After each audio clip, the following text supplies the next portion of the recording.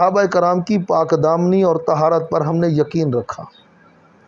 ام المومنین صدیقہ کائنات اہل بیت رسول سیدہ طیبہ طاہرہ سیدہ عائشہ صدیقہ رضی اللہ تعالیٰ عنہ پر جب منافقوں نے الزام لگایا تھا تو ہم نے کیا اس الزام پر یقین کیا؟ اللہ کے قرآن نے صفائی دی، اللہ کے نبی نے صفائی دی، تو ہم نے ان پر یقین نہیں کیا بلکہ ان منافقوں پر ہم نے لعنت کی، اور بی بی سیدہ عائشہ اہل بیت رسول کو ہم نے پاک دامنہ ہم نے سمجھا، اور ہمارا ایمان ہے۔ اسی طرح ہر دور میں اسلاف امت اور اکابرین امت اور علماء اسلام کے عظیم رہنماؤں پر کافروں نے الزامات لگائے۔ کوئی زمانہ تھا کہ بڑے بڑے پادری علماء کرام کے اوپر اور مجاہدین اسلام کے اوپر تہمتیں لگایا کرتے تھے، اور اپنی اپنی قوموں کے اندر وہ باتیں پھیلایا کرتے تھے۔ تو ہم نے کبھی ان تاریخی الزاموں پر یقین نہیں کیا بلکہ ہم نے ان پادریوں پر لعنت کی، ان جھوٹوں پر لعنت کی، اور سچوں کے ساتھ ہم وابستہ رہے۔ اسی طرح برے صغیر کے اندر بعض لوگوں نے امام اعظم فی الفقہا امام ابو حنیفہ رحمۃ اللہ علیہ کے اوپر الزامات عائد کیے۔ علماء حق علماء دیوبند پر طرح طرح کے رقیق حملے کی الزامات عائد کیے۔ ہم نے ان سب کو مسترد کیا، ہم نے ان کی سچائی صداقت پر یقین رکھا، اور اسی اعتماد کی وجہ سے ہمارا دین ہمارا ایمان محفوظ رہا۔ آج جمعیت علماء اسلام کی سیاست پر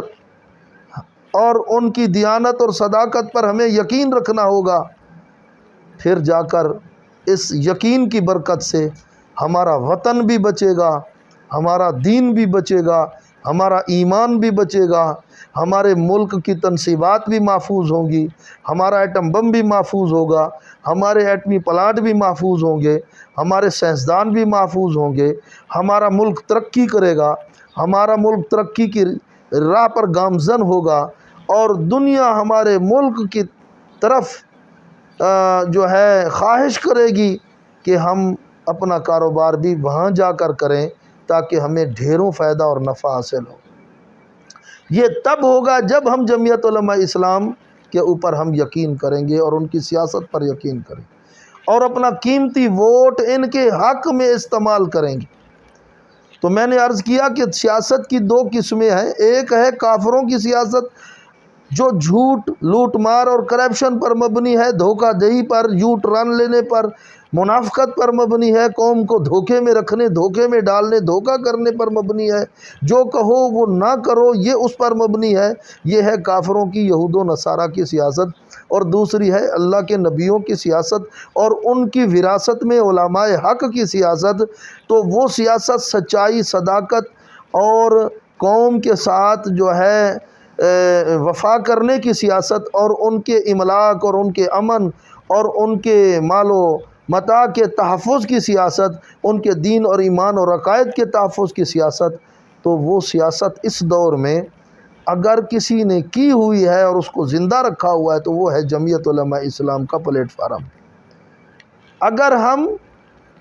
اللہ کے پیغمبروں کی اس مقدس سیاست کو انجام دینا چاہتے ہیں تو ہمیں جمعیت علماء اسلام کے سٹیج پر اور ان کے سائے کے نیچے ہمیں آنا پڑے گا، اور اپنا قیمتی ووٹ، جو اس وقت ہماری سب سے بڑی طاقت ہے پاکستانیوں، ہماری اس وقت سب سے بڑی طاقت ہمارا ووٹ ہے۔ آپ کا یہی ووٹ سامراج کو فائدہ دے سکتا ہے، آپ کا یہی ووٹ اسلام کے لیے رکاوٹ بن سکتا ہے، آپ کا یہی ووٹ پاکستان کے اندر اسلام کے راستے میں حائل ہو سکتا ہے، آپ کا یہی ووٹ پاکستان کی ترقی کے آگے رکاوٹ بن سکتا ہے۔ جیسے کہ یہ لوگ آپ کو مغالطہ دیتے ہوئے آپ کا ووٹ لے کر یہ کام کرتے آ رہے ہیں، آپ کا ووٹ لے کر آپ کے دین کے آگے رکاوٹ یہ بنتے آ رہے ہیں، آپ کا ووٹ لے کر آپ کے ملک کی ترقی کے آگے یہی لوگ رکاوٹ بنتے آ رہے ہیں، آپ کا ووٹ لے کر آپ کے خزانوں کو لوٹ کر بیرون ممالک میں، باہر کے ملکوں میں اپنے اثاثے اور جائیدادیں بنانے پر یہ لوگ مصروف چلے آ رہے ہیں آپ کے ووٹ کی وجہ سے، کبھی یہ آپ کے عقیدے، اب کبھی آپ کے دین کو ہلانے کی کوشش کرتے ہیں، آپ کے ووٹ کی وجہ سے کبھی آپ کے نبی محمد مصطفیٰ صلی اللہ علیہ وسلم کے ناموس کے اوپر حملہ کرنے والے لوگوں کا ساتھ دیتے ہوئے نظر آتے ہیں۔ تو آپ اب تھوڑا سا غور کیجئے، آپ کا ووٹ بڑا طاقتور ہے، آپ غور کیجئے، آپ کا ووٹ بڑا طاقتور ہے۔ آج آپ اپنا یہی ووٹ جمعیت علماء اسلام کے کھاتے میں ڈالیے، پھر دیکھیے کہ پاکستان کس طرح ترقی کرتا ہے۔ آج آپ نے 13-14 سیٹیں ان کو دی ہوئی ہیں، اور 300 سیٹوں والوں کو آپ نے ممبر کے اندر، پارلیمنٹ کے اندر واضح اکثریت دی ہوئی ہے، اور پھر آپ کہتے ہیں کہ یہ مولوی کیا کر رہے ہیں، جب آپ نے اپنا ووٹ ان کو دیا ہی نہیں ہے، آپ نے ان کی اکثریت بنائی نہیں ہے، تو مجھے بتلائیے پھر یہ آپ کے ملک کی کیسے حفاظت کریں گے، آپ کے ایمان اور دین کی کیسے حفاظت کریں گے؟ تو اس پر غور کیجئے، اپنا قیمتی ووٹ جمعیت علماء اسلام کو دیجئے، کتاب پر مہر لگائیے، اور پاکستان کی حفاظت میں، پاکستان کے اندر اسلام کی حفاظت میں، اپنے دین اور ایمان کی حفاظت میں، اور اپنے خون پسینے کی کمائی کے تحفظ کی حفاظت میں، اپنے خون پسینے کی کمائی کی حفاظت میں آپ ان کا ساتھ دیجئے، اس لیے کہ یہ آپ کے دین کے محافظ ہیں، اور کوئی سیاسی جماعت اس کا منشور نہیں ہے۔ آپ پڑھ لیجئے ان کے منشوروں کو، وہ سارے پاکستان کو ایک لادین سٹیٹ بنانے کی کوشش کر رہے ہیں، اور ووٹ آپ کا استعمال ہو رہا ہے۔ کل اللہ کو کیا جواب دو گے؟ وہ ساری پارٹیاں پاکستان کو ایک لادین ریاست بنانے کی کوشش کر رہی ہیں، ووٹ آپ کا استعمال ہو رہا ہے، پرچی آپ کی استعمال ہو رہی ہے۔ اسی لیے تو جب یہ لوگ الیکشن میں فتح پا جاتے ہیں تو پھر آپ کو نظر بھی نہیں آتے۔ جمعیت علماء اسلام کے حضرات وہی ہیں جو آپ کو کبھی مسجد میں نظر آئیں گے، کبھی مدارس میں نظر آئیں گے، کبھی آپ کو آپ کے اڑوس پڑوس میں نظر آئیں گے، اور ان لوگوں نے نہ آپ کے خزانوں کو لوٹنا ہے۔ ابھی مفتی عبدالشکور صاحب رحمۃ اللہ علیہ جو وزیر تھے وزارت مذہبی امور کے، آپ دیکھیے کہ شہید ہو گئے، اتنی بڑا عہدہ تھا ان کے پاس، ان کو بڑی بڑی آفریں ملی کہ اتنی ریال آپ ایک ایک بندے کا ہم سے لے لیں اور آپ خاموش ہو کر بیٹھ جائیں، اربوں روپے کا ان کو نفع ہونا تھا۔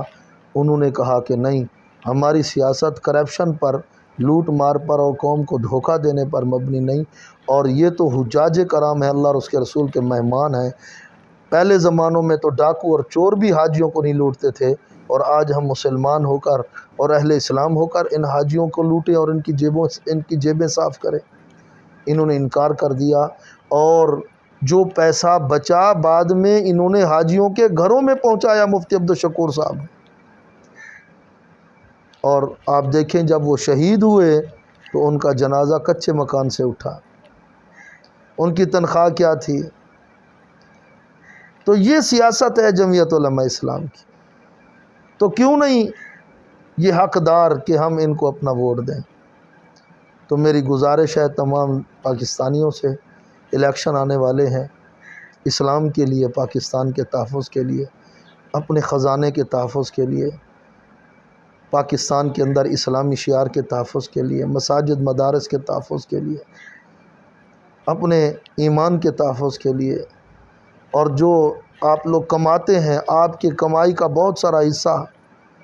وہ خزانے میں جاتا ہے، اور یہ لوٹ کر بھاگ جاتے ہیں، اپنی خون پسینے کی اس کمائی کے تحفظ کے لیے خدا را بہت آزما چکے، آپ ان لوگوں کو بہت آزما چکے۔ اب آپ جمعیت علماء اسلام کو موقع دیجئے، اللہ ہم سب کو عمل کرنے کی توفیق عطا فرمائے۔ وما علینا الا البلاغ۔